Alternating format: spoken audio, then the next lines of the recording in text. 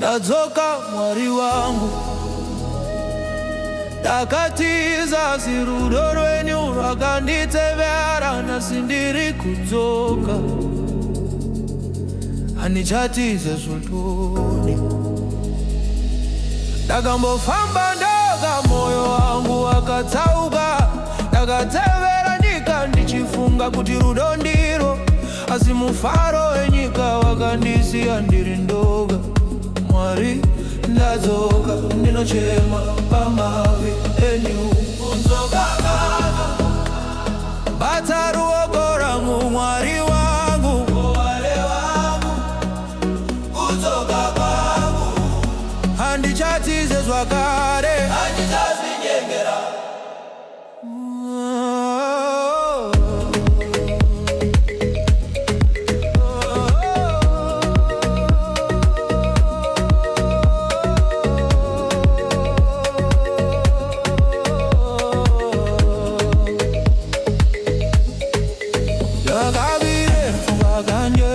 Handikandisa vanhu, asi rudo rwaMwari rwakavhara zvese.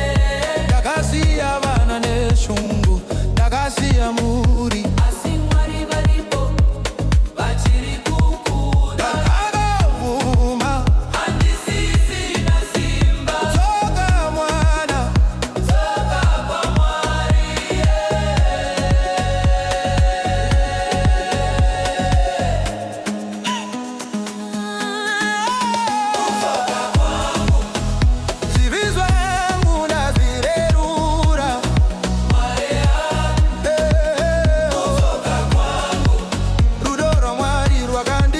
Zvakare kudzoka kwangu, zivi zvangu ndazvirerura. Kudzoka kwangu, rudo rwaMwari rwakandisunga zvakare.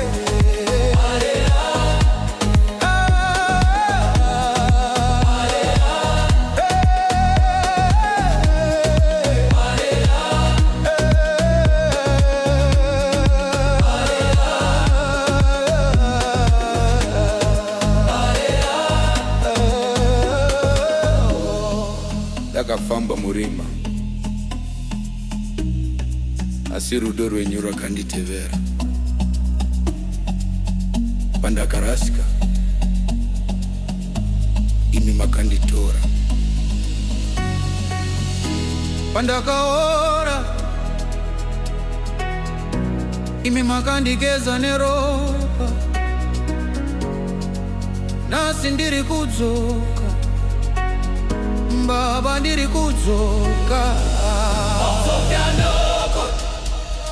Bata ruoko rwangu, Mwari wangu, Mwari wangu, kudzoka kwangu, handichatize zvakare, handichazvinyengera.